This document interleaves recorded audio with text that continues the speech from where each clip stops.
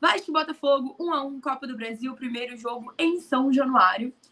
Minha opinião, eu postei um vídeo aqui depois do jogo no canal, falando que eu não aplaudiria, tá? A televisão mostrou que a torcida aplaudiu, fez uma festa no final do jogo, e eu fui contra. Se eu estivesse lá, eu não teria feito parte desses aplausos.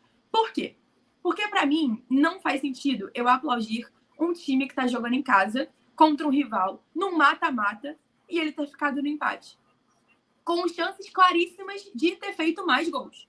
Então, assim, eu acho que jogou bem. Foi um Vasco que deu gosto de assistir em certa parte, porque foi um Vasco que soube reagir atrás do placar e tudo mais, soube marcar, isso foi muito legal.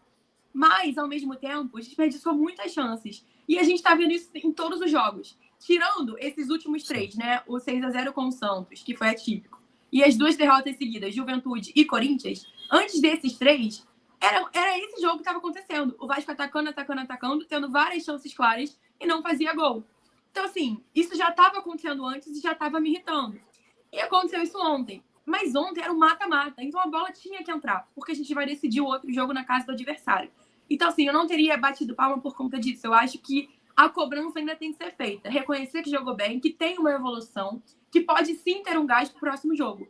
Mas não deixar passar batido os erros que ontem foram cometidos. Verratti deixou a desejar. Hugo Moura errou, tanto é que o primeiro gol saiu aos 7 minutos. Depois ele até reage, eu acho que depois ele jogou muito bem, por incrível que pareça.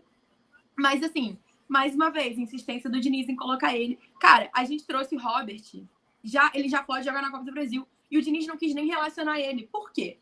Eu quero entender. Ele vai pro próximo jogo? Por que já não colocou ele aqui?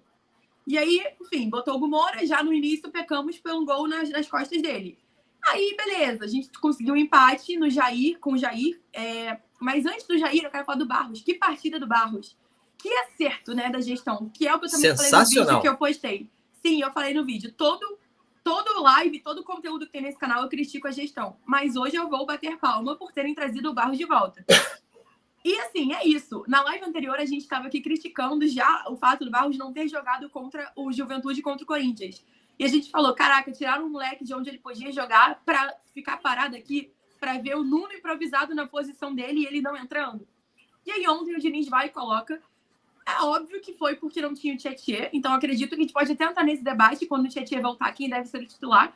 Mas a questão é, o Barros jogou ontem, jogou muito bem, que ele deu outra cara pro meio de campo.